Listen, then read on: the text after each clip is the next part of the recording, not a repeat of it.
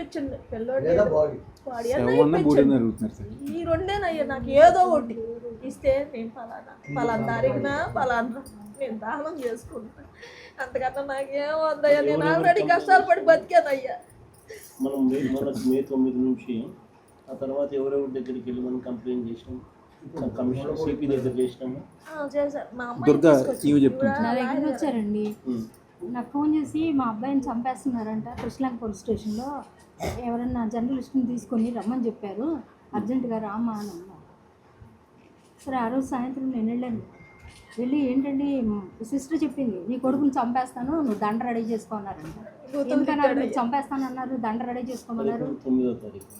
అది 9వ తారీఖు కాదండి, తర్వాత వెళ్ళానండి.